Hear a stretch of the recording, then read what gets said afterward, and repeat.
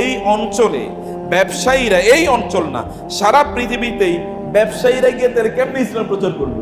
ঘটনাটা কি?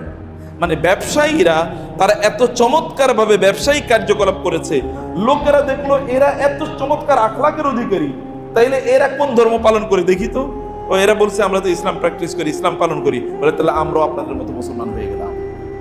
ব্যবসায়ীদের মাধ্যমে ইসলাম প্রচারিত হয়।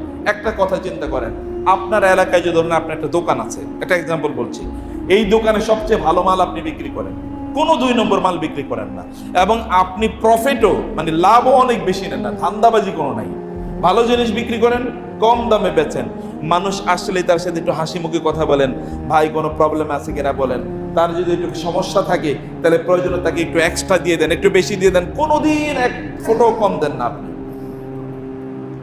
খারাপ পণ্য বিক্রি করেন না, এক ফোঁটা কমও দেন না, দামও বেশি নেন না, তাকে সাহায্য সহযোগিতা করেন, হাসি মুখে তার সাথে কথাবার্তা বলেন, এখন যদি পয়সা না দিতে পারে ভাই পরের দিন দিয়ে যান, কোনো সমস্যা নাই। এরকম উত্তম আচরণ করার পর এই লোকটাকে আপনাকে ভালোবাসবে নাকি ঘৃণা করবে? আর এই লোকটাকে অন্য দোকানে যাবেন, আপনার দোকানে আসবে, আপনার দোকানে আসবে, তখন সেই আপনার সাথে বন্ধুত্ব তৈরি হবে, ভাই আপনি আসলে এত ভালো কেন বলেন তো, কি কারণে আপনি এত ভালো? তখন সে বুঝবে যে এই লোক তো এই কারণে ভালো, তাহলে আমি ওই রকম হওয়ার চেষ্টা করি। এই গোটা অঞ্চলে, আমাদের এই অঞ্চলে ব্যবসায়ীরা তারা এসে কোথায় ব্যবসা করতে এসে আপনি জানেন? আরব দেশ, যেটা আমরা জাজিরাতুল আরব বা আরব বদ্বীপ, আরব উপদ্বীপের কথা বলছি, মক্কা, মদিনা, হেজাজ, এই অঞ্চলগুলো, এই গোটা অঞ্চলের 3 দিকে কিন্তু পানি, একদিকে কেবলমাত্র কি মাটি, মানে একদিকে কেবল মরুভূমি, সেটা হচ্ছে উত্তরে, আর দক্ষিণও পানি, পশ্চিমও পানি, পূর্বও পানি। পশ্চিমে হচ্ছে লোহিত সাগর, পশ্চিমে কি লোহিত সাগর, দক্ষিণে হচ্ছে পারস্য উপসাগর, আর পূর্বে হচ্ছে কি আরব সাগর, এবং আরব সাগরের সাথে ইন্ডিয়ান ওশান মানে ভারত মহাসাগর। ভারত মহাসাগরের সাথে কানেক্টেড কি? এই যে আমাদের বঙ্গোপসাগর, বঙ্গোপসাগরের সাথে কানেক্টেড ওই যে ইন্দোনেশিয়া, মালয়েশিয়া। অতএব আরবের লোকেরা আরব সাগর হয়ে অথবা পারস্য উপসাগর হয়ে তারা ইন্ডিয়ান যে ওশিয়ান মানে ভারতীয় মানে ভারত মহাসাগর হয়ে তারপরে এই যে বঙ্গোপসাগর হয়ে তারপরে তারা ওই অঞ্চলে গেছে ব্যবসা করার জন্য। আপনারা সিনবাদের নাম শুনছেন না? সিনবাদের নাম শুনছেন কিনা? এইরকম বণিকরা, একজন বণিকের নাম আপনারা শুনছেন, তাও এটা একটা ক্যারেক্টার। কিন্তু এর বাইরে হাজার হাজার এইরকম বণিক, তারা মুসলিমদের সোনালী যুগে এই সকল যত নদী অথবা সাগর বা মহাসাগর, এগুলো সব মুসলমানদের দখলে ছিল। এখন আমাদের দখলে কোনোটা না, এখন কিছু আমেরিকার দখলে, কিছু রাশিয়ার দখলে, কিছু চায়নার দখলে, কিছু ইন্ডিয়া দখল করে রাখতে চায়, কিছু ইউরোপিয়ানদের দখলে, আমাদের দখলে কিছুই নেই। কিন্তু এগুলো তখন সব মুসলমানদের দখলে ছিল। এইগুলো মুসলমানরা করতো কি? মুসলমানদের জাহাজ এই দিক থেকে ওই দিকে, এখনকার মতো স্টিমারের জাহাজ না, পাল তোলা জাহাজ এই অঞ্চল থেকে ওই অঞ্চলে ঘুরে বেড়াচ্ছে। তাদের কাজ হলো কেবল ব্যবসা করা, কিন্তু ব্যবসার শুরুতে তারা আসলে করছে কি? দিন প্রচার করছে। ব্যবসায়ীরা আসলে ব্যবসা শুরুতে দিন প্রচার করছে, কারণ ব্যবসায়ীরা দিন প্রচার করলে মানুষের কাছে যত দ্রুত পৌঁছা যায়, আমরা দায়ীরা দিন প্রচার করলে তত দ্রুত পৌঁছতে পারবো না। কারণ কি? কারণ হচ্ছে আপনি আসলে সে আমার কথা শুনবেন, আপনি যদি না আসেন তাহলে তো শুনতে পারবেন না। আর ব্যবসায়ীদের কাছে লোক যেতে বাধ্য, কারণ আপনি জিনিস তো কিনতে হবে, আপনাকে কিনতে না, আপনি না কিনলে চলবেন কিভাবে? পণ্য আপনাকে কিনতেই হবে, দোকানে আপনাকে যেতেই হবে, এটা ছাড়া তো আপনার সম্ভব না চলা। অতএব এই পণ্য কেনার জন্য ব্যবসায়ীদের কাছে গিয়েছে, ব্যবসায়ীদের উত্তম আচরণ দেখার পর লোকেরা ইসলাম গ্রহণ করেছে। তাহলে মূল কাজটা করছে কি? আখলাক। মূল কাজটা করছে কি? আখলাক, চরিত্র। মূল কাজটা মূলত করেছে, মূলত কাজটা করছে চরিত্র। এবং 2 নম্বরে, অতএব আপনি এবং আমি যখন আমরা আখলাকের কথা বলি, যখন আমরা বলছি ইবাদত, মূলত আপনার ব্যবসারও একটা ইবাদত, আমি যেটা বলেছি। এবং যেমন ধরেন আপনি যখন বলবেন যে মুসলিম শাসকরা কিভাবে ব্যবহার, তারা কিভাবে দায়ী হলো, আপনি জানেন আবু ওমর রাদিয়াল্লাহু তাআলা যখন জেরুজালেম মানে এই যে ফিলিস্তিন, সিরিয়া, এই অঞ্চলটাকে জেরুজালেম বলা হয়, যখন জেরুজালেমে মুসলমানরা যখন এই জায়গাটা দখল করলো, মানে যুদ্ধ হলো ওদের বিরুদ্ধে, বাইজান্টাইন তৎকালীন খ্রিস্টানদের বিরুদ্ধে যুদ্ধ হয়। যুদ্ধ হওয়ার পরে তারা পরাজিত হয় এবং তারা আত্মসমর্পণ করবে জেরুজালেমের লোকেরা। এখানে ইহুদি এবং খ্রিস্টানরা এখানে বসবাস করত। তো তো তারা আত্মসমর্পণ করবে, তারা শর্ত দিল ওমর যদি ব্যক্তিগতভাবে আসেন তাইলে কেবলমাত্র আমরা আত্মসমর্পণ করবো, আদারওয়াইজ মরে যাবো তারপর আত্মসমর্পণ করবো না। তারা আমিরুল মুমিনিন তখন ওমর রাদিয়াল্লাহু তাআলা, তিনি খলিফা, ওমর রাদিয়াল্লাহু তাআলার কাছে চিঠি পাঠালেন। আবু উবাইদা রাদিয়াল্লাহু তাআলা, তিনি তখন আপনার সেনাপতি, তিনি পাঠালেন ওমর রাদিয়াল্লাহু তাআলা আনহুর কাছে চিঠি যে খলিফা আপনি আমিরুল মুমিনিন, আপনি নিজে না আসলে ওরা আত্মসমর্পণ করবে না। এখন আপনি আমাদেরকে বলেন ওদের বিরুদ্ধে যুদ্ধ করবো, যুদ্ধ করলে কিন্তু হাজার হাজার মারা যাবে, নাকি আপনার জন্য অপেক্ষা করব? আমিরুল মুমিনিন সবাইকে নিয়ে বসলেন, বসে বললেন যে তোমরা কি বলো? ওরা বলেছে আমি যাওয়ার জন্য, আর যদি না যায় তাহলে তারা আত্মসমর্পণ করবে না, তোমাদের মত কি? সেখানে ওসমান রাদিয়াল্লাহু তাআলা আনহু আছেন, আলী রাদিয়াল্লাহু তাআলা আনহু আছেন, এরকম সিনিয়র সাহাবীরা অনেকে দাঁড়িয়ে বলেন যে ইয়া আমির আল মুমিনিন, আপনার যাওয়া ঠিক হবে না। ওরা দাবি করছে দিকে আপনি যাবেন, আমরা কি তো সস্তা নাকি যে ওরা বললে আমি চলে যাব? আলী রাদিয়াল্লাহু দাঁড়িয়ে বলেন ইয়া আমির আল মুমিনিন, আমার মনে হয় আপনার যাওয়া উচিত, আমার মনে হয় আপনার যাওয়া উচিত। আপনি গেলে আমাদের যে সৌন্দর্য, চারিত্রিক সৌন্দর্য ওরা এটা দেখবে এবং এতে চান্স আছে ওরা মুসলমান হয়ে যাবে। আমিরুল মুমিনিন বললেন এটাই ভালো কথা। অতএব সব লোক বললেই যে ঠিক এরকম না, একজনের মধ্যে কি থাকতে পারে? হক থাকতে পারে, বুঝেন নাই? সব লোক বললেই কি সঠিক হতে পারে? পৃথিবীর অধিকাংশ লোক জুয়া খেলে, মদ খায়, সিনেমা দেখে, তাদেরকে সিনেমা দেখা যাওয়া হয়ে গেল? পৃথিবীর অধিকাংশ লোক মিথ্যা কথা বলে, তাহলে কি মিথ্যা কথা বলা জায়েজ? না। একজন লোক হকের পক্ষে থাকতে পারে। যখন রাসূলুল্লাহ সাল্লাল্লাহু আলাইহি ওয়াসাল্লাম দিন প্রচার করেছেন তখন সব হকের পথে কয়জন? একজন, তিনি অথবা তার স্ত্রী খাদিজা, অথবা তার বন্ধু আবু বকর রাদিয়াল্লাহু তাআলা আনহু, অথবা তার চাচাতো ভাই আলী রাদিয়াল্লাহু তাআলা আনহু, এরাই তো। আর অন্যরা তো ইসলাম গ্রহণ করে না। অধিকাংশ লোকই মুসলমান না, অল্প কয়েকজন মাত্র মুসলমান। হক এটা কোনোদিন সংখ্যার উপর নির্ভর করে না, কত সংখ্যার লোক কি করছে না করছে এটার উপর হক নির্ভর করে না। ওমর রাদিয়াল্লাহু তাআলা আলী রাদিয়াল্লাহুর কথা তিনি মেনে নিলেন এবং তিনি গেলেন এবার জেরুজালেমে। তিনি যাওয়ার সময় সেই ইতিহাস আপনারা জানেন গল্পের। তিনি কি করেছেন? তিনি যে উট নিয়ে গেলেন, উটের সাথে একজন ভৃত্য কাজের লোক নিয়ে গেলেন। কিছুক্ষণ উট চলার পরে কাজের লোকের দাঁড়িয়ে বলেন এবার তুমি উঠে উঠো, আমি রশি টানি। তো বলেন কি আপনি আমিরুল মুমিনিন এবং আপনি কি আমার মনিব, আমি হলাম কৃতদাস, আপনি উট টানবেন আর আমি উটের উপর বসে থাকবো? এটা চিত্ত করে জানে কি? আমরা কি করি? ধরেন আপনি একটু বাজারে গেলেন, আপনি একটু হোমরা কিছু একটা, আপনার সাথে করে একজন অ্যাসিস্ট্যান্ট নিয়ে গেলেন, আপনি কিছু ধরবেন না, অ্যাসিস্ট্যান্টের উপরে 30টা বোঝা দিয়ে দেবেন, তারপর আপনি কিছু ধরবেন না, বাবুরাম সাপুরে এরকম আপনি বাবুর মতো করে হাইটা যাবেন, একটা জিনিস আপনি ধরবেন। আমাদের চরিত্র এরকম না? সব ওরে দিয়ে করাবো, আমি কিচ্ছু করব না। বাসায় আমাদের বোনেরা যারা আছেন তারাও কাজের মানুষ রাখছেন দেখে এই জন্য তিনি কোনো প্লেটটা পর্যন্ত ধুইবেন না এবং বাচ্চাদেরকে শেখানো না যে প্লেটটা ধোয়া। ঠিক আছে, বুয়া করবেনি, অথবা কাজের খালা আছে বা কাজের মহিলা আছে, ওনারা করবেন, তোমরা কিচ্ছু করো না। বেড বা বিছানাগুলো পর্যন্ত, নিজের জামা কাপড়গুলো পর্যন্ত আমরা ধোয়ানো শিখাইনি আমাদের বাচ্চাদেরকে, সব ওরা করবে। এটাই তো সাধারণত সিস্টেম, মানুষ এরকমই করে, মানুষের চরিত্র এরকম। কিন্তু ওমর রাদিয়াল্লাহু তাআলা ভিন্ন কথা বললেন। ওমর কিন্তু এটা সাধারণ মানুষ না, ওমর মানে শয়তান। যে রাস্তা দিয়ে ওমর যায়, শয়তান কি ওই রাস্তা দিয়ে যায়? শয়তান তো অন্য রাস্তা দিয়ে পালায়া চলে যায়, এটা সেই ওমর। ওমর রাদিয়াল্লাহু বলছেন তুমি একবার উঠো, আমি একবার উঠবো, তুমি একবার উঠবে, পালাক্রমে। এখন তিনি তো রাজি হতে চাচ্ছেন না, কাজের লোক, তার ভৃত্য, তার কৃতদাস বলেন না না, তোমাকে উঠতেই হবে, তুমিও মানুষ আমিও মানুষ, তোমার কষ্ট হয় আমার কষ্ট হয়, তোমার কষ্ট হয় না, যেতে হবে। এখন অগত্যা করার কি? তিনি কতক্ষণ টানতেছেন ওঠ, কতক্ষণ কি ওই বৃত্ত টানতেছে, এভাবে যাচ্ছেন যাচ্ছেন যাচ্ছেন। কোথায়? সিরিয়া। এটা কিন্তু মদিনা থেকে সিরিয়া বহুত দিনের পথ, 1-2 দিনের, 15 দিনের পথ। গেলেন, যখন জেরুজালেমে গিয়ে পৌঁছলেন তখন আসলে কি ওমর রাদিয়াল্লাহু তাআলা তিনি টানতেছেন হলো উট, আর ওটের উপর বসা কে? কৃতদাস, ওটের উপর বসা। লোকেরা যখন দেখলো যে এসছেন, সবাই তো আমিরুল মুমিনিন দেখে আল্লাহু আকবার তাকবীর বলা শুরু করলো। তারা মনে করছে, লোকেরা যারা অপেক্ষায় আছে ইহুদি খ্রিস্টানরা, ওরা মনে করলো উটের উপরে যিনি বসা উনি কে? আমিরুল মুমিনিন, তারা সবাই তার কাছে দৌড়ে গেছে।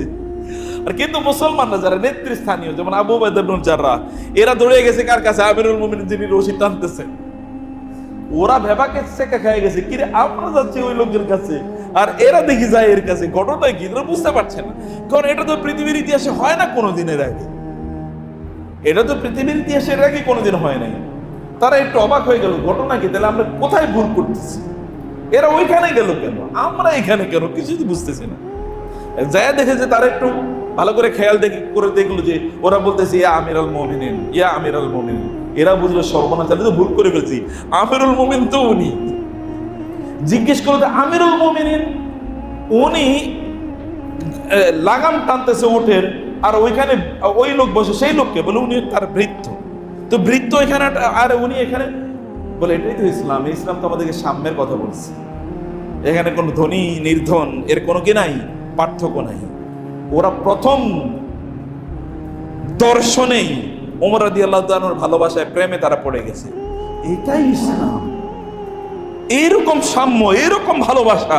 কারণ এরা এর মধ্যে দেখেছে যে যারা একটু ধনী শ্রেণী, যারা একটু বণিক শ্রেণী, যারা একটু ক্ষমতাশালী, এরা অন্যদিকে তুচ্ছ তাচ্ছিল্য করে কথা বলে, আর এরা দেখে একটু ভিন্ন জাতি। প্রথমেই তাদের অবাক হয়ে গেছে তারা, এবং তারা বলল ওমর রাদিয়াল্লাহু তাআলা কেন্দ্র করে যে আপনি আমাদেরকে যা বলবেন আমরা আপনার সাথে আজকে সেই চুক্তি করব, আমাদের কোনো কথা নাই, আপনি যা বলবেন তাই আমরা চুক্তি করব।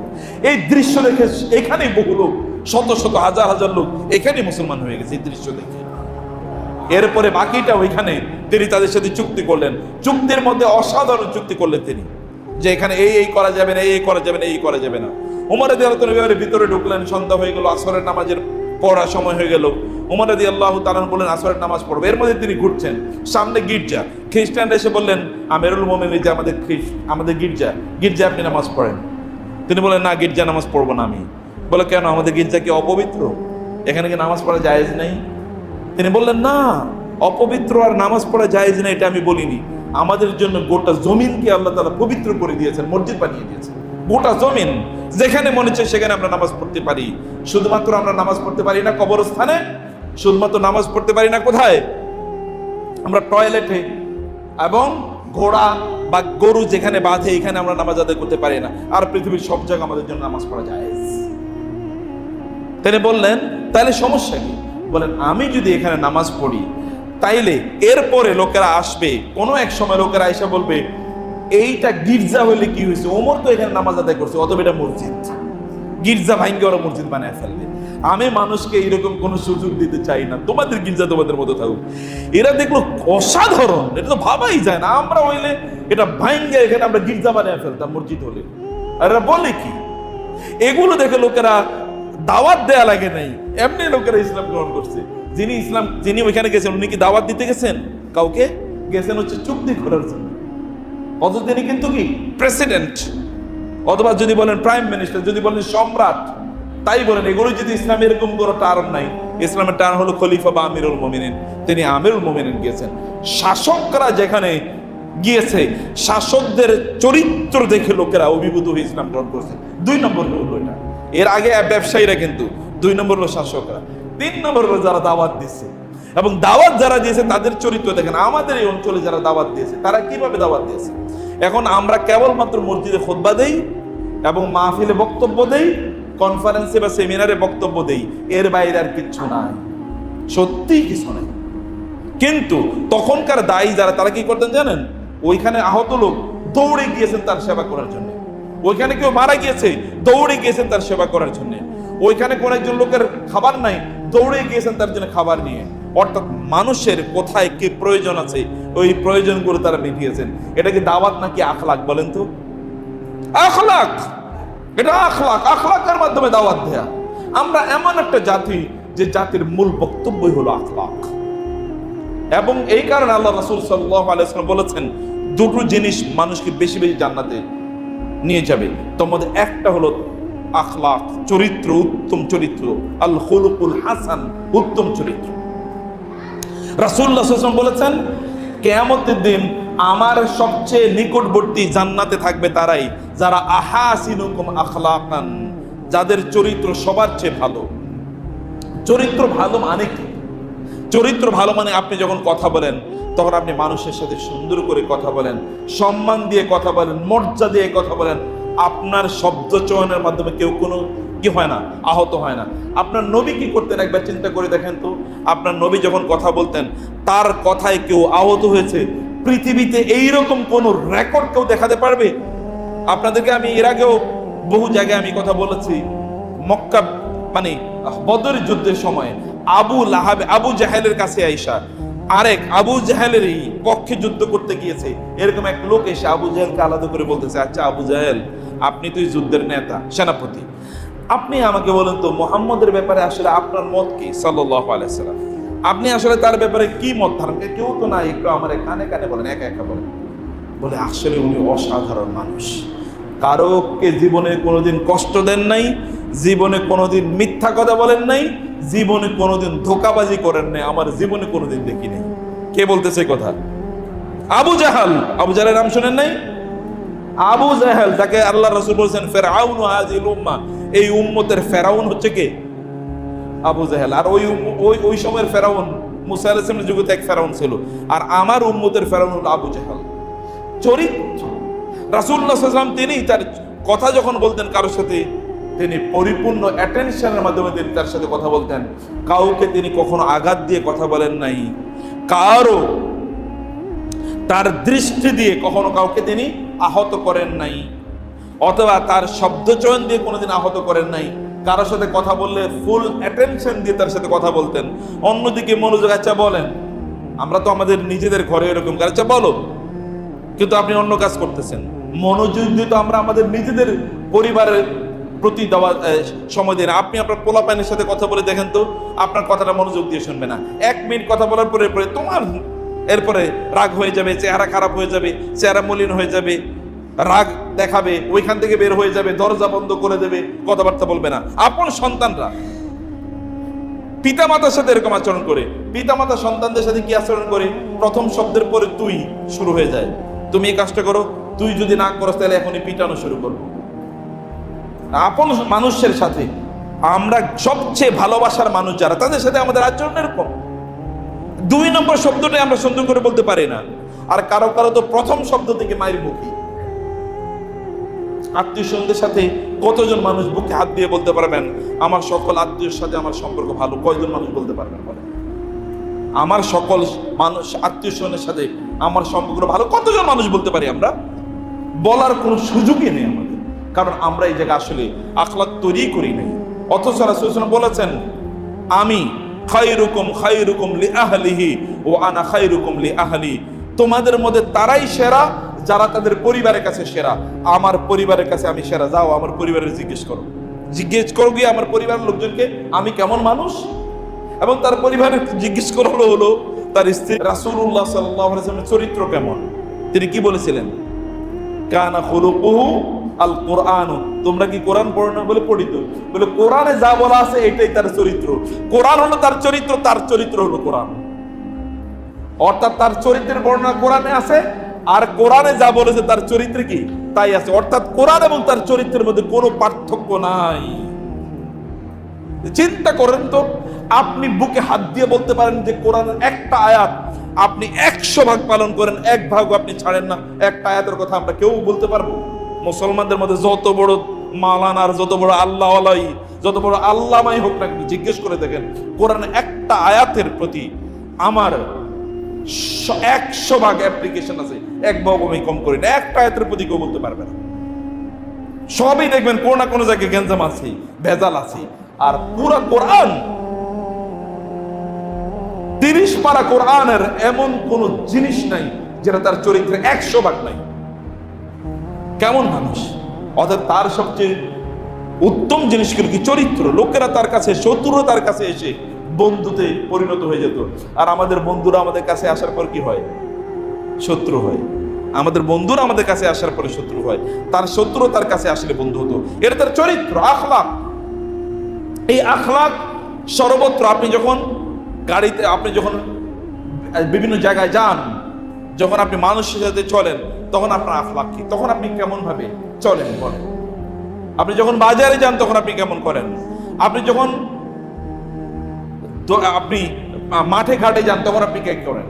আখলাকের মানে আখলাকের সরেয়াও আমাদের মধ্যে নাই, আখলাকের হামজও আমাদের মধ্যে নাই, চরিত্রের চও আমাদের মধ্যে নাই, উত্তম চরিত্রের কোনো কিছুই নাই। আমেরিকাতে ওয়াশিংটন ডিসিতে একবার একটা কমপ্লেক্স তৈরি করার জন্য একজন মুসলিম স্কলার সেখানে গেলেন, গিয়ে দেখলেন যে ওখানে প্রচুর পরিমাণ মশা। তো বলেন যে এখানে একটু কীটনাশক মানে মশা মারার জন্য ওষুধ দাও তো। বলে যে না, এখানে ওষুধ দেওয়া যাবে না। কেন? বলে আমেরিকাতে কোনো কীটনাশক ঔষধ ব্যবহার করে নিষিদ্ধ। বলে কেন? বলে আমেরিকানরা বিভিন্ন কীট পতঙ্গ, মশা মাছির প্রতিও যেন জুলুম না হয়, তাদেরও যেন অধিকার নষ্ট না হয়, এই জন্য তারা ওইখানে কীটনাশক ব্যবহার করে না। ভালো করে খেয়াল করেন, মশা মাছি মারার জন্য কীটনাশক ব্যবহার করে, মশা মশার মতো করে থাকুক, মানুষ মানুষের মতো করে থাকুক, মশা যেন উৎপাদন না হয় সেই জন্য তারা ক্লিন করে রাখে, সেটা একটা ভিন্ন জিনিস, কিন্তু মশা যেন তৈরি না হয়। আমেরিকানরা মশা মারে না, কিন্তু মানুষেরই কি করে? মানুষের মারে না? অ্যাটম বোমা মাইরেও তো মানুষের মারছে জাপানে, আর ইরাক এবং আফগানিস্তানে কি করছে এটা তো আমরা দেখছি। আর আমেরিকার সমর্থন নিয়ে এখন ইসরায়েলের মতো একটা বর্বর দেশ এখানে মুসলমানদের দেশগুলোকে তছনছ করে দিচ্ছে না? হাজার হাজার মুসলমানকে অঙ্গ প্রত্যঙ্গ নাই ইয়ের মধ্যে, বাতাসের মধ্যে উড়িয়ে দিয়েছে। এরকম করতেছে না? সমর্থন কারা দিচ্ছে? এখন লেবাননে বা অন্য জায়গায় আক্রমণ করছে, আমেরিকা বলছে আমরা তোমাদের সাথে আছি, করো যা করার করো। মশা মারে না, কিন্তু মানুষ মারতেছে। কত বড় বর্বরতা চিন্তা করে থাকেন। এটা কি আখলাক? এটা কি চরিত্র? এটা কোন অবস্থায় চরিত্র না। আমাদের আখলাক হচ্ছে আমরা সবকিছুর প্রতি রহম করি, অনুগ্রহ করি, অন্যায় ভাবে কোনো প্রাণী মারি না, কিন্তু যেটা মারা দরকার এটা মারি, কারণ এটা তো এটাই ইনসাফ। আপনি সাপ মারতে পারেন, রাসূলুল্লাহ বলেছেন খামসু ফাওয়াসিক, পাঁচটা এমন প্রাণী আছে যেগুলো হলো ফাসিক, পাপিষ্ট, দুষ্ট, এগুলোকে যেখানেই পাওয়া যায়, এমনকি যদি এগুলোকে মসজিদের মধ্যে পাওয়া যায় তাহলে সেখানে মারতে হবে তাদেরকে। এর মধ্যে একটা কি? সাপ। এর মধ্যে আল আকরাব, একটা হলো সাপ, এটা যেখানে পাওয়া যায় সেখানে তাকে মারতে হবে। এর চুমু দেওয়ার কিচ্ছু নাই যে আপনি এর দুধ কলা খাওয়াবেন, কয়েকদিন পরে আপনারই মারবে। এটাকে চুমু দেওয়ার কিছু নাই, এটাকে আদর করার কিছু নাই। এটা এরকম একটা জিনিস। রাসূলুল্লাহ সাল্লাল্লাহু আলাইহি ওয়াসাল্লাম তিনি আখলাক কিভাবে দেখিয়েছেন? তার আখলাক মানে হচ্ছে তিনি রহম, অনুগ্রহ করতেন। আল্লাহ তাআলা তাকে পাঠিয়েছেন কি? ইন্না আরসালনাকা, আল্লাহ তাআলা বলেছেন ওয়ামা আরসালনাকা ইল্লা রাহমাতাল লিল আলামিন, আমি আপনাকে মানব জাতির জন্য রহমত হিসেবে পাঠিয়েছি। এবং রহমতের অবস্থাটা কি? রাসূলুল্লাহ সাল্লাল্লাহু আলাইহি ওয়াসাল্লাম যেখানেই গিয়েছেন তিনি প্রাণীগুলোর প্রতি পর্যন্ত রহম করেছেন। প্রাণীগুলো পর্যন্ত তার কাছে কি করত? অভিযোগ করত যে আমাদের উপর জুলুম করছে আমাদের মালিকরা, এবং তিনি মালিকদেরকে ডেকে বলতেন এই প্রাণীগুলোর উপর জুলুম করেন। এটা রহমত। মুসলমানের এরকম রহমতের জাতি। আল্লাহ তাআলা মুসলমানদেরকে এইরকম রহমত মানুষের প্রতি করার জন্য আল্লাহ সুবহানাহু ওয়া তাআলা পাঠিয়েছেন। তোমরা মানুষের প্রতি রহম করো, প্রাণীকুলের প্রতি রহম করো, আল্লাহর সৃষ্টির প্রতি তোমরা রহম করো। ইরহামু মান ফিল আরদি ইয়ারহামুকুম মান ফিস সামা, জমিনে যা কিছু আছে সবকিছুর প্রতি রহম করো, তাহলে আসমানের মালিক তোমাদের উপর রহম করবেন। আর রাহিমুনা ইয়ারহামুহুমুর রহমান, তুমি যদি অন্যের প্রতি রহম করো তাহলে আল্লাহ তাআলা তোমার প্রতি রহম করবেন। আল্লাহ রাসূল সাল্লাল্লাহু আলাইহি ওয়াসাল্লাম জানিয়ে দিয়েছেন রহমত এটা আমাদের আখলাক, এটা আমাদের চরিত্রের একটি বহিঃপ্রকাশ। আমেরিকান একজন খ্রিস্টান মহিলা, পাদ্রী পর্যন্ত, যেমন খ্রিস্টান যারা দিন প্রচার করে ওদের দায়ী যারা ফাদার, মানে ছেলেদেরকে পুরুষদেরকে বলা হয় ফাদার, আর মহিলারা যারা দিন প্রচার করে তাদেরকে বলে পাদ্রী, মানে মহিলা পাদ্রী, মানে নান, ইংরেজি বলে নান, মহিলা পাদ্রী। ওটা যে পুরুষ পাদ্রী, এটা হলো মহিলা পাদ্রী। এক মহিলা পাদ্রী একবার তিনি ইসলাম গ্রহণ করলেন। তাকে প্রশ্ন করা হলো যে আপনি কেন ইসলাম গ্রহণ করলেন? তিনি বললেন যে আমি চার্চে, অর্থাৎ খ্রিস্টানদের গির্জায়, ওইখানেও তো দিন প্রচার করার জন্য যারা দিন প্রচার করে তারা সবাই গির্জায় থাকা লাগে। আমি গির্জায় ছিলাম, কিন্তু গির্জায় পুরুষ পাদ্রীদের অত্যাচারে, জুলুমে আমি সেখান থেকে বের হয়ে এসে এমন জুলুমের কথা আমি আপনাদেরকে বলতে পারবো না কি জুলুম করেছে। কারণ পাদ্রীদের বিয়ে করা কি নিষিদ্ধ, তো বিয়ে করা নিষিদ্ধ হওয়ার কারণে ওইখানে মহিলারা যারা থাকে তাদেরকে তারা এরকম জুলুম অত্যাচার করে পুরুষ, যেহেতু বিয়ে করা জায়েজ নাই তাদের জন্য, নাইলে পাদ্রী হতে পারবে না। এটা খ্রিস্টানদের ধর্ম তত্ত্ব অনুসারে। এই বইতে দেখবেন ফাদাররা কত চাকরি করে, বাংলাদেশে বহুত ফাদার দেখবেন আছে, ধর্ম প্রচার করছে, তারা বিয়ে করে না। যাই হোক, তিনি বললেন আমি ইসলাম গ্রহণ করেছি, তবে ইসলাম গ্রহণ করার আগে খ্রিস্টান ধর্ম থেকে বাইর হওয়ার জন্য আমি বৌদ্ধ ধর্ম গ্রহণ করছিলাম, কিন্তু বৌদ্ধ ধর্ম গ্রহণ করে কোনো শান্তি পাই না। আমি ভাবছিলাম কোথায় গেলে একটু রহমত পাবো, একটু শান্তি পাবো, মার্সি পাবো, লোকেরা অনুগ্রহ করুক, কিন্তু সবাই, আমি নারী তো, আমার দিকে লোলুপ দৃষ্টিতে তাকায়। আমি পরে ইসলামের কথা শুনলাম। ইসলামের কথা শুনে আমি ইসলামের ব্যাপারে আমার ধারণা খুবই খারাপ ছিল, কারণ আমাদেরকে মুহাম্মদ সাল্লাল্লাহু আলাইহি ওয়াসাল্লাম সম্পর্কে খুব খারাপ ধারণা দেয়া হতো, বুঝছেন?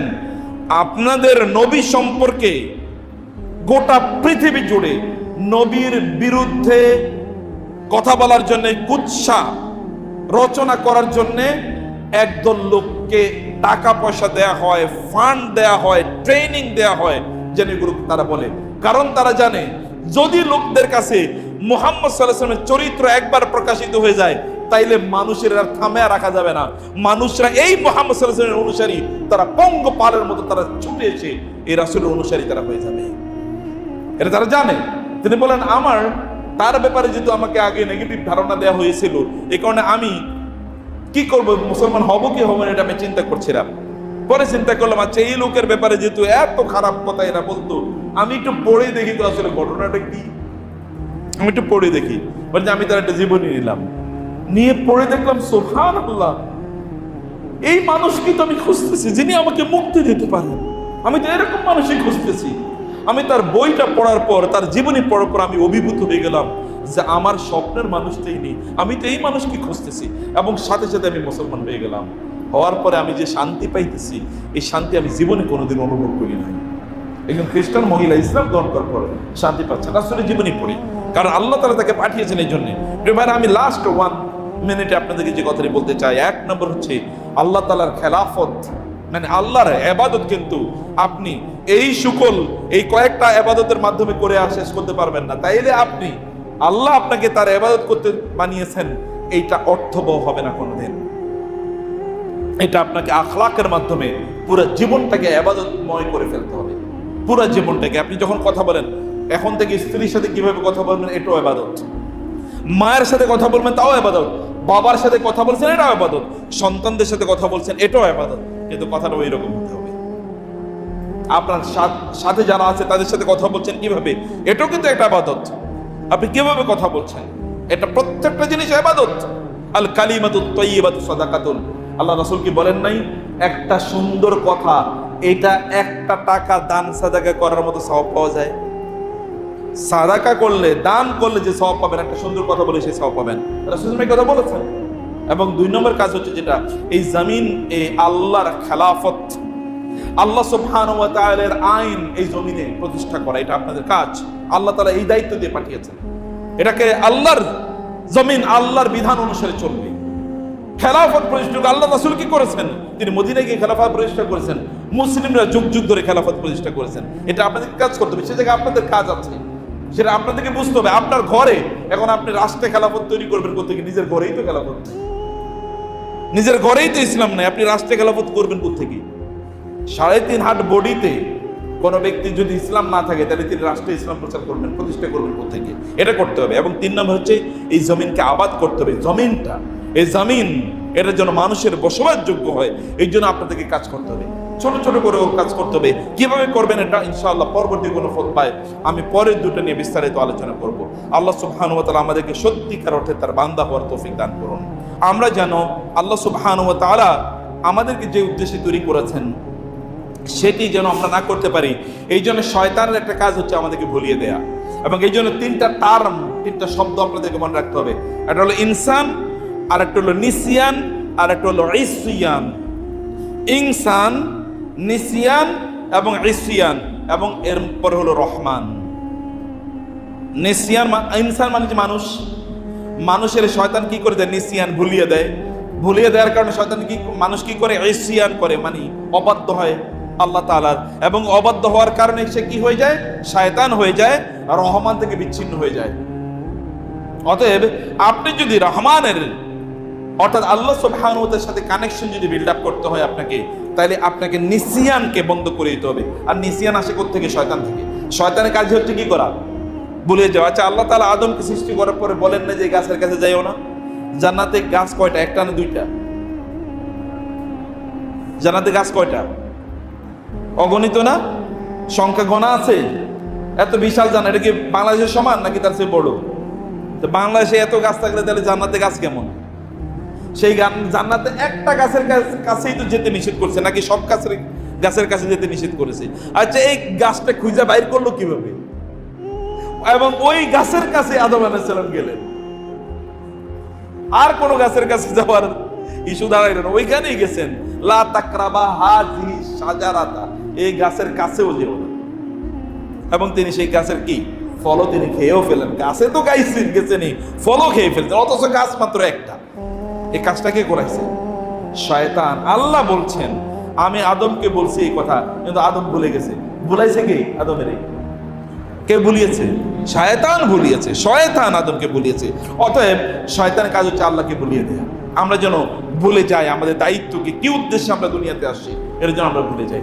ভুলে যেন না যাই, এই জন্য ভুলের বিপরীতে কি করতে হবে? আমাদেরকে আল্লাহর জিকির করতে হবে। আল্লাহ সুবহানাহু ওয়া তাআলার জিকির, ফাযকুরুনি আযকুরুকুম, তোমরা আমাকে স্মরণ করো, আমি তোমাদেরকে স্মরণ করব। তাহলে শয়তান তোমাদের কাছ থেকে দূরে সরে যাবে। এই কারণে প্রত্যেকটা মুহূর্তে আমাদেরকে আল্লাহ জিকির করা লাগে।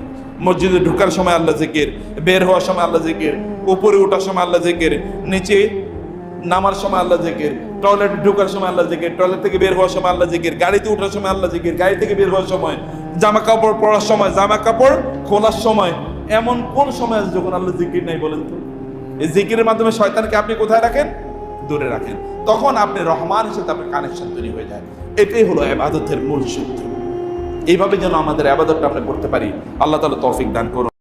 আমি তো তোমার কাছে রিজিক চাই নাই, তুমি সালাত আদায় করো, আমি রিজিকের ব্যবস্থা তোমার জন্য করে দেব। তুমি সালাত আদায় করো, আমি রিজিকের ব্যবস্থা করে দেব। আল্লাহর রাসূল সাল্লাল্লাহু আলাইহি ওয়াসাল্লাম বলেছেন, এই গোটা পৃথিবীর সকল মানুষ তারা যদি একটা জায়গায় একত্রিত হয় এবং সেখানে তাদের সকল ডিমান্ডগুলো তারা আমার কাছে তুলে ধরে, আমি তাদেরকে সকলের সকল ডিমান্ড পূর্ণ করলে আমার রাজত্বে ততটুকু পর্যন্ত টান পড়বে না যতটুকু টান পড়ে একটা বিশাল সমুদ্র থেকে এক ফোঁটা পানি নিলে। আপনার কি ডিমান্ড আছে? আপনার ডিমান্ড কই? আপনার সেই ডিমান্ড কার কাছে আপনি বলবেন? যুবকরা, আপনার প্রয়োজন আপনি কার কাছে বলেন? আপনি কেন অমুকের পিছনে ঘুরেন, তমুকের পিছনে ঘুরেন? আল্লাহর পিছনে কি একবারও ঘুরতে আপনার মনে চায় না? আল্লাহর কাছে কি একবারও চাইতে মনে চায় না? যিনি প্রথম আকাশে নেমে আসেন এবং তিনি বলতে থাকেন, এমনকি আলামিন মুস্তারজিকিন ফারজুকা, কারো কি রিজিকের প্রবলেম আছে, কারো তার চাকরি বাকরি না হয় না, অথবা তার ব্যবসা বাণিজ্য ভালো যাচ্ছে না, অথবা তার আয় ইনকাম কমে গেছে, সে কি আমার কাছে চাইতে পারে না আমি তাকে দিতে চাই? আমি তো তাকে দিতে চাই। সে আমার কাছে চাইতে পারে না, আমি তাকে দেব। সে কি আমার কাছে সালাতে আমার জন্য দাঁড়িয়ে দিতে পারে না? লা নাসআলুকা রিজকা, আমি তো তোমার কাছে রিজিক চাই না, নাহনু নারযুকুকা, আমরা রিজিক দেই। সালাতের সাথে আয়াতের এইটুকু সম্পর্ক কি? এর সম্পর্ক হচ্ছে আপনি যদি আল্লাহর সাথে আপনার সম্পর্কটা বাড়িয়ে দেন, আল্লাহ সুবহানাহু ওয়া তাআলা কি আপনাকে না খাইয়ে মারবেন নাকি? কি মনে হয়? আহসিনুজ জন্না বিল্লাহ, তোমাদের আল্লাহর ব্যাপারে তোমাদের ধারণাটাকে সুন্দর করো। রাসূল বলেছেন, হাদিসে কুদসিতে এসে আল্লাহ সুবহানাহু ওয়া তাআলা বললেন, আনা ইনদা জন্নি আবদি ওয়া আনা মাআহু ইযা যাকারানি, আমি আমার বান্দার ধারণা মতো ও যখনই আমাকে স্মরণ করে তখনই আমি তার সাথে হয়ে যাই। ইন্নানি মাআকুমা আসমাউ আরা, আমি তোমাদের সাথে আছি হারুন এবং মূসা। তোমরা ফেরাউনের মতো দুর্ধর্ষ সন্ত্রাসী স্বৈরাচারের কাছে যাও দ্বীনের দাওয়াত নিয়ে, কোনো ভয় নাই, কোনো ডর ভয় করার কোনো কারণ নাই। ইন্নানি মাআকুম আসমাউ ওয়া আরা, তোমরা যেহেতু আমার কথা পৌঁছে দিতে যাচ্ছ, আমি তোমাদের প্রোটেকশন প্রদান করব, আমি তোমাদের সাথে আছি এবং তোমাদের সবকিছু আমি শুনছি। আপনার কি মনে হয়? সে তো এই মহান রবই তো সেই মহান রব তো আপনার সাথে, আপনার কথা তিনি শুনছেন, আপনাকে দেখছেন। ওয়া তাকাল্লুবাকা ফিস সাজিদিন, তিনি আল্লাহ রাসূলকে লক্ষ্য করে বললেন, এমনকি সিজদায় যে আপনি যা কিছু করেন সেই বিষয়গুলো কিন্তু আল্লাহ সুবহানাহু ওয়া তাআলা দেখতে পান। সব কিছু আল্লাহ সুবহানাহু ওয়া তাআলা, তিনি কোনো জিনিসই আল্লাহর অদৃশ্যে নয়। আল্লাহ সুবহানাহু ওয়া তাআলার কাছে আপনি যদি পৌঁছতে চান, আপনার নিবেদনগুলো তুলে ধরার জন্য সর্বোত্তম প্লেস হলো সিজদা, সেখানে যান। আকরাবু মা ইয়াকুনুল আবদু মিনার রাব্বি ওয়া হুয়া সাজিদুন, একজন ব্যক্তি সিজদায় আল্লাহর সবচেয়ে বেশি নিকটে চলে যায়, সেখানে গিয়ে বলেন, আপনি বলতেই দেখুন, বলেই দেখেন আল্লাহ সুবহানাহু ওয়া তাআলা আপনার বলার সাথে সাথে কিভাবে সমাধান করে দেন। I can cite thousands of examples যে আল্লাহ সুবহানাহু ওয়া তাআলা মুহূর্তের মধ্যে কিভাবে মানুষের আবেদনগুলোতে সাড়া দিয়েছেন, তিনি তো আবেদনে সাড়া দেওয়ার জন্যই তিনি প্রস্তুত আছেন। আপনি চাইতে পারেন না, সেজন্য তার কাছে আপনি চাইবেন, আপনার সমস্যাগুলো তার কাছে বলবেন। যুবকরা, আপনার কোনো কথা থাকলে আল্লাহর কাছে বলেন না। আপনার সবচেয়ে বড় বন্ধু হলো আল্লাহ, সবচেয়ে বড় বন্ধু। এর চেয়ে আপনি বড় বন্ধু কোথায় পাবেন? আল্লাহর চেয়ে বড় বন্ধু আপনি কোথায় পাবেন? লোকেরা অন্যদিকে ফিরে গেলে আল্লাহ সুবহানাহু ওয়া তাআলার পক্ষ থেকে আহ্বানকারী ডেকে তাকে বলতে থাকে, আমার কাছে আসো, আল্লাহর কাছে আসো, আল্লাহর কাছে আসো। আল্লাহর চেয়ে বড় বন্ধু কোথায় পাবেন আপনি? তিনি তো আপনাকে সম্মানজনক সৃষ্টি হিসেবে সৃষ্টি করেছেন। ওয়ালাকাদ কাররামনা বানি আদামা ইয়া আইয়ুহাল ইনসানু মা গাররাকা বিরাব্বিকাল কারীম। কারীম, তোমার সম্মানিত, তোমার দয়ালু মেহেরবান রব সম্পর্কে কে তোমাকে উদাসীন করে দিল? তিনি যদি তোমাকে এভাবে সৃষ্টি করতে পারেন, তোমার এই পৃথিবীর সবচেয়ে দামি প্রপার্টিগুলো তোমাকে ফ্রি অফ চার্জ, কোনো চার্জ নেওয়া হয় না, চোখ, কান, মুখ, কিডনি, তোমার অক্সিজেন এবং আলো, পানি, সবকিছু তোমাকে যিনি ফ্রি দিতে পারেন, সেখানে এই দুনিয়ার তুচ্ছ জিনিস তিনি তোমাকে দিতে পারেন না? এই সামর্থ্য তার নাই, এই ক্ষমতা তার নাই? তোমার রবের ব্যাপারে তোমার ধারণাটা এত খারাপ কেন? আপনার প্রিয় ভাই, আপনার সন্তানদেরকে আপনি আল্লাহকে চিনিয়ে দিন। আল্লাহকে চিনিয়ে দিলে আল্লাহ সুবহানাহু ওয়া তাআলা ওর জন্য জমিনকে, দুনিয়াকে আল্লাহ সুবহানাহু তাআলার জন্য সহজ করে দেবেন। আল্লাহ সুবহানাহু সেই কথাই বলেছেন, ওয়াদাল্লাহুল্লাযিনা আমানু ওয়া আমিলুস সালিহাতি লা ইস্তাখলিফান্নাহুম ফিল আরদি কামা ইস্তাখলাফাল্লাযিনা মিন ক্বাবলিহিম ওয়া লা ইউমাক্কিনান্না লাহুম দীনাহুম আল্লাযী ইরতাদা লাহুম ওয়া লা ইউবাদদিলান্নাহুম মিন বাদি খাউফিহিম আমনা ইয়াবুদুনানি লা ইউশরিকুনা বি শাইআ। শর্ত হলো একটাই, তারা আমার ইবাদত করবে, আমার সাথে কোনো শিরক করবে না। তাহলে আমি এই জমিনে তাদের জন্য, এই জমিনকে তাদের করায়লত্ব করে দেব, তাদের করতলগত করে দেব, তাদের অধীনস্থ করে দেব, তাদের দিনকে তাদের মন মতো করে গোটা পৃথিবীতে প্রতিষ্ঠিত করে দেব, এবং তাদের সকল ডর ভয় আমি দূর করে দেব। কোনো কিছু তাদের জন্য থাকবে না, আমি এরকম তাদেরকে করে দেব। সেজন্য আল্লাহ সুবহানাহু ওয়া তাআলার আপনার গোলটাকে নির্ধারণ করুন, আপনার সময়টাকে আল্লাহর জন্য আপনি ব্যয় করুন। আল্লাহর জন্য আপনি যদি সময় ব্যয় করেন, মনে রাখবেন আল্লাহ সুবহানাহু ওয়া তাআলা আপনার সময়ের মধ্যে বারাকা প্রদান করবেন। আপনার বয়সের মধ্যে 20-30 হয়ে গিয়েছে, আপনি কি করেছেন? আপনি আপনাদের পূর্বপুরুষদের দিকে তাকান তো, 20-30 বছর তারা কি করেছে? 20-30 বছর তারা এই গোটা পৃথিবীতে তারা চষে বেরিয়েছে। আপনার পূর্বপুরুষদের দিকে তাকিয়ে দেখেন না, তারা 20-30 বছর তারা কি করেছে? আব্দুল্লাহ ইবনে ওমর, আব্দুল্লাহ ইবনে আমর ইবনুল আস অথবা আব্দুল্লাহ ইবনে আব্বাস, তাদের দিকে তাকান, তারা এই বয়সে তারা কি করেছে, তাদের অবস্থাটা কি, তারা দিনকে কিভাবে গোটা পৃথিবীর, অথবা আপনাদের যদি সবচেয়ে বড় আপনাদের পূর্বপুরুষদের দিকে তাকান, সেটা যদি আপনি আহমদ ইবনে হাম্বল, ইমাম মালিক রাহিমাহুল্লাহ, অথবা আপনি ইমাম বুখারী, মুসলিম, তাদের দিকে তাকিয়ে দেখেন না তারা এই বয়সে কি করেছে। ইমাম নববীর দিকে তাকান, ইবনে হাজার আসকারী কত বছর বেঁচেছিল তারা, ইমাম শাফি কত বছর বেঁচেছিল, কত বছর তিনি যা লিখেছেন এগুলো তো আপনি পড়েও শেষ করতে পারবেন না। তাহলে পড়াশোনা তারা কবে করেছে, সংসার তারা কবে চালিয়েছে, এবং অন্যান্য কাজগুলো তারা কিভাবে করেছে। আপনি আল্লাহ সুবহানাহু ওয়া তাআলা আপনার তো সময় কোন দিকে আপনি কাটাচ্ছেন, আপনার সময় আপনি কোন দিকে কাটাচ্ছেন, সময়টাকে নিয়ে আপনি যুবকদের সবচেয়ে ঘৃণিত যে অভ্যাসটি, অথবা তাদের জন্য সবচেয়ে ডিস্ট্রাকটিভ যে জিনিসটি, তাহলে যে তাদের সময়ের কোনো মূল্য নাই তাদের কাছে। গল্পে, আড্ডায়, অথবা সোশ্যাল মিডিয়াতে ইত্যকার জিনিসে তার ঘন্টার পর ঘন্টা তার চলে যায়, সে কখনো বোঝে না। যুবকরা, যদি আপনাদের সময়গুলোকে যদি আপনারা বাঁচাতে চান, তাহলে যতক্ষণ সময় আপনারা সোশ্যাল মিডিয়াতে কাটাবেন, ততক্ষণ সময় আপনারা ঠিক ততটুকু সময় আল্লাহর জন্য কাটিয়ে দেখুন। আপনি 1 ঘন্টা তো মোবাইল নিয়ে ব্যস্ত ছিলেন, 1 ঘন্টা কোরআন তেলাওয়াত করুন, 1 ঘন্টা সালাত আদায় করুন, 1 ঘন্টা দ্বীনি জ্ঞান অর্জন করুন। এই কাজগুলো আপনারা করুন। যুবকদের প্রবলেমগুলোর মধ্যে আরেকটি প্রবলেম হলো যে যুবকরা আজকে একটা জ্ঞানহীন জাতি, বিশেষ করে ইসলামিক জ্ঞান তাদের নাই। আপনি দেখবেন কেবলমাত্র দুনিয়ার জ্ঞান নিয়ে তারা প্রচন্ড ব্যস্ত, দুনিয়ার জ্ঞানে তারা প্রচন্ড জ্ঞানী। ইয়ালামুনা যাহিরাম মিনাল হায়াতিদ দুনিয়া ওয়া মা আনিল আখিরাতি হুম গাফিলুন। আলিম বিদ দুনিয়া জাহিলুম বিল আখিরা। তারা যে দুনিয়ার পণ্ডিত, কিন্তু আখিরাতের ব্যাপারে তাদের কোনো ধারণাই নেই, আখিরাত সম্পর্কে তারা জানেই না, দ্বীনের ব্যাপারে তাদের জানা নাই। আপনারা শুধুমাত্র বেড়াইদের কয়েকজন যুবক নিয়ে বাংলাদেশকে চিন্তা করলে হবে না, বাংলাদেশে চিন্তা করতে হবে এর বাইরে এখানকার কয়েকজনের বাইরে, যে তাদের জ্ঞানের লেভেল, দ্বীন সম্পর্কে তাদের জ্ঞানের লেভেল কোথায়, কোন জায়গায় আছে, তারা এতটা খারাপ অবস্থায় আছে দিন সম্পর্কে, দিনের মৌলিক বিষয়গুলো তারা জানে না। এই বিষয়গুলো সম্পর্কে তাদের মৌলিক কোনো ধারণা নাই, এগুলো সম্পর্কে তাদের কোনো পড়াশোনা নাই। অতএব যুবকদেরকে দিনের জ্ঞান অর্জন করা দরকার। মনে রাখা দরকার, মুসলিম যুবকরা যতদিন পর্যন্ত তারা আলোকিত মানুষে পরিণত হবে, তারা জ্ঞানীতে পরিণত হবে, যতদিন পর্যন্ত তারা হতে পারবে না, ততদিন এই সমাজকে আপনি উদ্ধার করতে পারবেন না। রাসূল সাল্লাল্লাহু বলেছেন, কিয়ামতের আলামতের মধ্যে একটি আলামত হলো ওয়াজহারাল জাহলু, যে জাহালাত চারিদিকে ছড়িয়ে পড়বে। এবং রাসূল বললেন, এমন একটি সময় আসবে যে লোকেরা তারা রুউসান জুহালা, জাহেলদেরকে তারা নেতা হিসেবে গ্রহণ করবে। তারা তাদেরকে জিজ্ঞেস করবে এবং তারা এমন কিছু তাদেরকে বলবে যেগুলো না আছে কোরআন এবং না আছে সুন্নায়, এবং তারা নিজেরাও পথভ্রষ্ট, ফাদাল্লু ওয়া আদাল্লু, তারা নিজেরাও পথভ্রষ্ট হবে, অন্যদেরকেও তারা পথভ্রষ্ট করবে। Become enlightened and educated. আপনি জ্ঞানী হতে হবে, কারণ জ্ঞান আপনার সম্পদ। মনে রাখা দরকার, আল হিকমাতু দাল্লাতুল মুসলিম হাইসু ওয়াজাদাহা ফাহুয়া আহqqu বিহা। রাসূলুল্লাহ বলেছেন, জ্ঞান হচ্ছে মুসলমানের হারানো সম্পদ। আপনার হারানো সম্পদ, এটা আপনি যেখানে পাবেন এটাই আপনার। এটাকে আপনার নিতে হবে, ধরে নিতে হবে, এটাকে আপনার অর্জন করতে হবে। দিনী জ্ঞান অর্জন করার জন্যে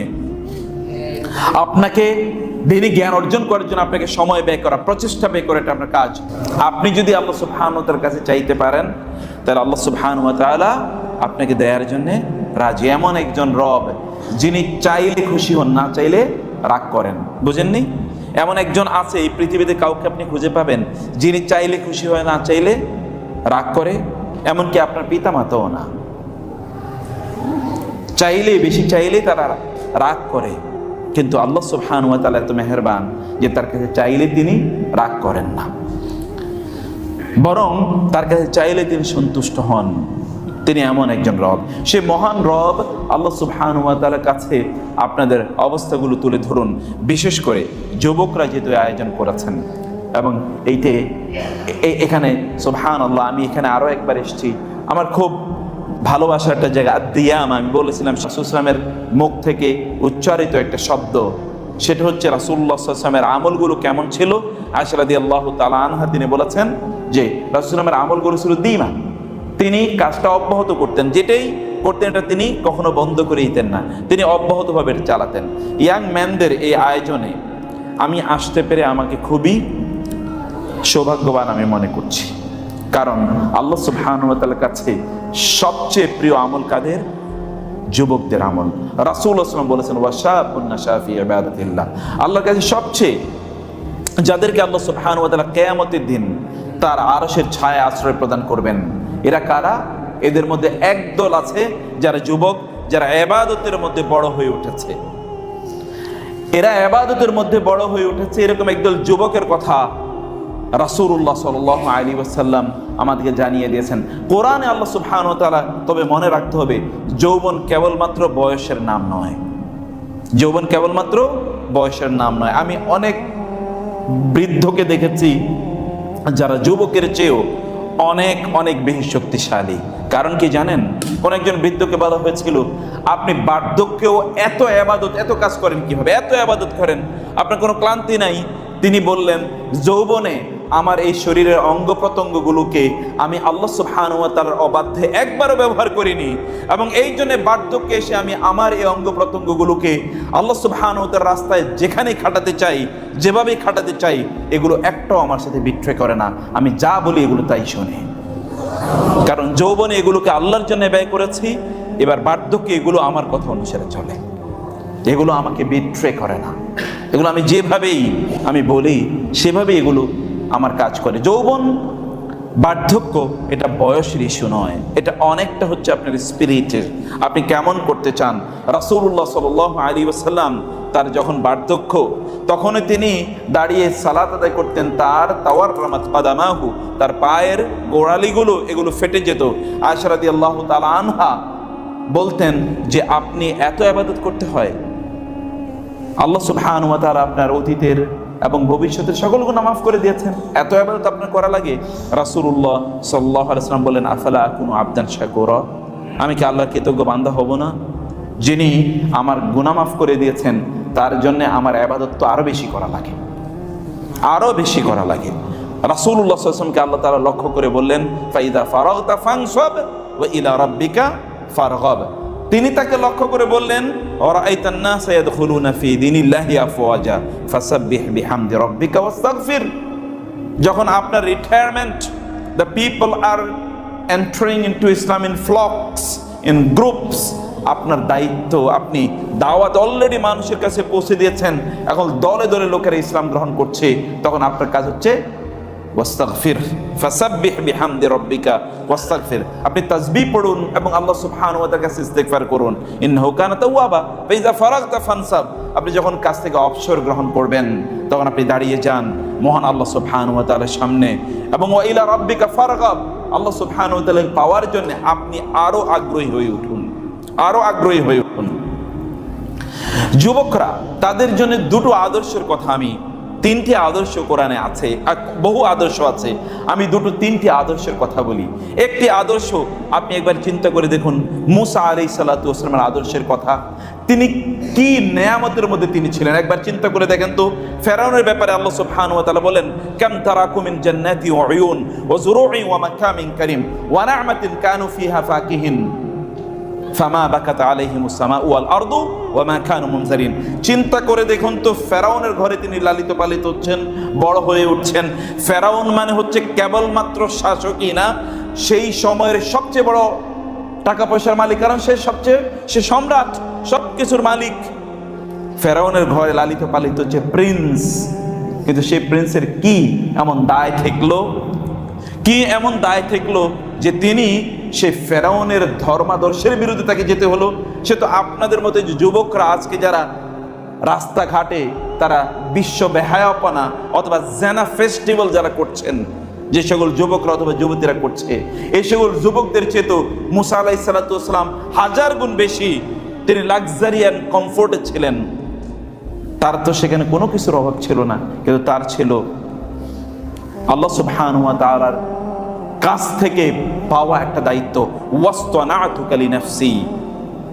আল্লাহ সুবহানাহু ওয়া তাআলা তাকে লক্ষ্য করে বলেছিলেন, ওয়াসতানাতুকা লিনাফসি মুসা, আমি তোমাকে আমার নিজের জন্য তৈরি করে নিয়েছি। ওয়ালিতুসনা আলা আইনি, so that you are brought up in my front, in the front of my eyes, যেন তুমি আমার চোখের সামনে যেন বড় হয়ে উঠতে পারো। কারণ আমি তোমাকে দিয়ে একটা বিগ মিশন, একটা বড় মিশন আমি তোমাকে দিয়ে বাস্তবায়ন করবো। একটা বড় মিশন আছে। এই মিশনগুলো আপনাদের আজকের যুবকদের কথা বলছি। What is the mission of your life? আপনার জীবনের মিশন কি? আপনার জীবনের মিশন কি? মুসা আলাইহিস সালাতু ওয়াস সালাম মিশনটা দেখেন। মুসা আলাইহিস সালাতু ওয়াস সালাম কি করেছেন? মুসা আলাইহিস সালাতু ওয়াস সালাম এমন একজন যুবক, যে যুবকের হাতে তৎকালীন সবচেয়ে বড় প্রভাবশালী এবং এই পৃথিবীতে বোধ করি একজন মাত্র ব্যক্তি যার কথা কোরআনে আল্লাহ সুবহানাহু বলেছেন যে নিজকে সে গড হিসেবে দাবি করেছে। ওয়া আনা রাব্বুকুমুল আ'লা, আমি তোমাদের সবচেয়ে বড় রব, আমি ছাড়া আবার তোমাদেরকে রব আছে। সেই ব্যক্তির তার সালতানাতকে, তার সাম্রাজ্যকে কিভাবে তছনছ করে দিয়ে সেখানে দেখেন তার উপরে আল্লাহ সুবহানাহু ওয়া তাআলা তাওহীদের ভিত্তি কিভাবে স্থাপন করেছেন। একবার দেখেন, একজন যুবক যদি দাঁড়িয়ে যায় তাহলে কিভাবে সমাজ পরিবর্তন হয়ে যায়। একজন যুবক যদি দাঁড়িয়ে যায় সমাজ কিভাবে পরিবর্তন হয়। দেখেন, ইউসুফ আলাইহিস সালাতু ওয়াস সালাম একজন যুবক, দাওয়াত কোথায় দিয়েছেন? পর্যন্ত তিনি দাওয়াত দিয়েছেন তার জেলখানায়ও তিনি দাওয়াত দিয়েছেন। ইয়া সাহিবাই সিজনি আরবাবু মুতাফাররিকুনা খায়র আমিল্লাহুল ওয়াহিদুল কাহ্হার। হে আমার কারা সাথী, দুই ভাই, দুই বন্ধু, আরবাবু মুতাফাররিকুনা খায়র, তোমরা যে বিচ্ছিন্ন গডদের উপাসনা করছো এরা উত্তম, আমিল্লাহুল ওয়াহিদুল কাহ্হার, নাকি মহান রব যিনি একক এবং যিনি মহাশক্তিশালী, সে রব উত্তম। তোমরা কার কাছে চাচ্ছ? কাকে তোমরা বলছো? কার কাছে তোমরা প্রার্থনা করছো? তোমাদের ফরিয়াদগুলো কার কাছে তোমরা তুলে ধরছো? আল্লাহ সুবহানাহু ওয়া তাআলা তাকে কি মহত্ব, কি মর্যাদা প্রদান করেছেন একবার দেখুন। আল্লাহ সুবহানাহু ওয়া তাআলা মর্যাদা তাকে কি প্রদান করেছেন। অথবা আরেক দল যুবকের কথা একবার চিন্তা করে দেখুন। তারা তৎকালীন, আমি আপনাদেরকে মনোযোগ দিয়ে শোনার কথা বলছি, ইন্নাহুম, আল্লাহ সুবহানাহু ওয়া তাআলা আসহাবুল কাহফের একদল যুবকের কথা আল্লাহ সুবহানাহু ওয়া তাআলা কি বললেন? ইন্নাহুম ফিতয়াতুন নাহনু নাকুসু আলাইকা আহসানাল কাসাস। আল্লাহ সুবহানাহু ওয়া তাআলা ইউসুফ আলাইহিস সালাতু ওয়াস সালামের কথা বলতে গিয়ে বলেন আহসানুল কসাস। আল্লাহ সুবহানাহু ওয়া তাআলা অন্যদিকে আসহাবুল কাহফের কথা বলতে গিয়ে তিনি বলেছেন ইন্নাহুম ফিতিয়াতুন আমানু বিরাব্বিহিম, এরা ছিল একদল যুবক যারা তাদের রবের প্রতি তারা ঈমান এনেছে। এবং যারা এই যুবকদের কথা বলছেন, এই যুবকরা কিন্তু আমাদের মতো এরকম সাধারণ যুবক ছিল না, তারা কিন্তু ওইখানকার যে মিনিস্টার ছিল, মিনিস্টারদের সন্তান ছিল। কারণ এমনিতে আপনি সমাজে একটা বিপ্লব সাধন করতে পারেন না, you need background, you need backing, you need support, you need post and position. আপনার সমাজে এরকম একটা স্ট্যাটাস থাকা লাগে কাজ করার জন্য, আপনি এরকম একটা স্ট্যাটাস থাকা লাগে যে মানুষ আপনার কথা শুনবে। তারা সেখান থেকে তারা দাঁড়িয়ে গেল তাদের সমাজের বিরুদ্ধে, কারণ সমাজে অশ্লীলতা চলছে। কয়জন যুবক? আল্লাহ সুবহানাহু ওয়া তাআলা বললেন যে এরা বলছে যে তারা তিনজন, চতুর্থ জন কি সারিসুহুম কালবুহুম ওয়া ইয়াকুলুনা খামসাতুম ওয়া সাদিসুহুম কালবুহুম ওয়া ইয়াকুলুনা সাবআতুম ওয়া সামিনুহুম কালবুহুম। আল্লাহ তাআলা ওয়াসামিনুহুম কালবুহুম বলে এখানে থেমেছেন, কিন্তু এর আগে বলেছেন রাজমান বিল গায়ব, তার মানে হতে পারে তাদের সংখ্যা ছিল 7। যেহেতু এরপরে আল্লাহ তাআলা কোনো মন্তব্য করেননি, সেজন্য আল্লাহ সুবহানাহু ওয়া তাআলার ওইখানে গিয়ে তিনি থেমেছেন। মনে হয় যে তাদের সংখ্যা 7, যাই হোক না তাদের সংখ্যা, আল্লাহ সুবহানাহু ওয়া তাআলা কেবল তাদের সংখ্যা জানেন, আর কেউ তাদের সংখ্যা জানে না। আল্লাহ সুবহানাহু ওয়া তাআলা তিনি বলেছেন আল্লাহ জানেন বিইদ্দাতিহি মা ইয়ালামু ইল্লা কালিল ফামা তুমারি ফীহিম ইল্লা মিরাআন যাহিরা ওয়া লা তাস্তাফতি ফীহিম মিনহুম আহাদা। এরা একদল যুবক কি করেছে? সমাজে যা কিছু চলছিল, তাওহীদ বিরোধী কাজ চলছিল, আল্লাহ সুবহানাহু ওয়া তাআলার একত্বের বিরোধিতা চলছিল, মূর্তি পূজা চলছিল, অথবা অন্য কোনো কিছুর উপাসনা চলছিল, তারা এগুলোর বিরোধিতা করেছে। তারা দাঁড়িয়ে গিয়েছে, সমাজের লোকেরা তাদেরকে হত্যা করার পরিকল্পনা করেছে। তারা সেখান থেকে আল্লাহ সুবহানাহু ওয়া তাআলার পরামর্শ চান যে আল্লাহ আমাদের করণীয় কি। আল্লাহ সুবহানাহু বলেন ফাআউইলাল কাহফি ইয়ানশুর লাকুম রাব্বুকুম মির রাহমাতি ওয়া ইউহাইয়্যি লাকুম মিন আমরিকুম মিরফাকা। ওকে, ঠিক আছে, ওই যে পাহাড় আছে সেই পাহাড়ে গিয়ে আশ্রয় নাও, আল্লাহ সুবহানাহু ওয়া তাআলা তার রহম দিয়ে তোমাদেরকে বেষ্টন করে রাখবেন, পরিব্যাপ্ত করে রাখবেন। এবং তারা সেখানে যায়, সেখানে তারা কতদিন থাকে এটা তো আপনাদের জানা আছে, কারণ আল্লাহ সুবহানাহু ওয়া তাআলা বলেছেন যে সেখানে তারা সালাসামিআতিন সিনিনা ওয়াজদাদু তিসআ 309 ইয়ার্স 309 বছর তারা সেখানে ঘুমিয়ে কাটিয়ে দেয়। এবং এরপরে কি ঘটেছে তা আপনি জানেন। সেখান থেকে যখন তারা ফিরে আসে, সমাজ কিন্তু অলরেডি পরিবর্তন হয়ে গিয়েছে, সমাজ পরিবর্তন হয়ে গিয়েছে। যুবকরা যদি কোনো ইনিশিয়েটিভ নেয়, they can become very much constructive and very much destructive. এখানে আপনি দেখতে পাচ্ছেন বেরাইদের এখানকার কয়েকজন যুবক, তারা যে কাজ করেছে আলহামদুলিল্লাহ, এখানে কি বিশাল কাজ, সুবহানাল্লাহ। এবং এটার বারাকা দেখেন, এর আগে এসেছি যত লোক, এখন তার চেয়ে অনেক অনেক বেশি, সুবহানাল্লাহ। এবং আয়োজন অনেক অনেক বড়, এবং এর মধ্যে তারা বিভিন্ন জ্ঞান ভিত্তিক কিছু আয়োজনও তারা করেছে, প্রতিযোগিতা করেছে, আর অন্যান্য কিছু।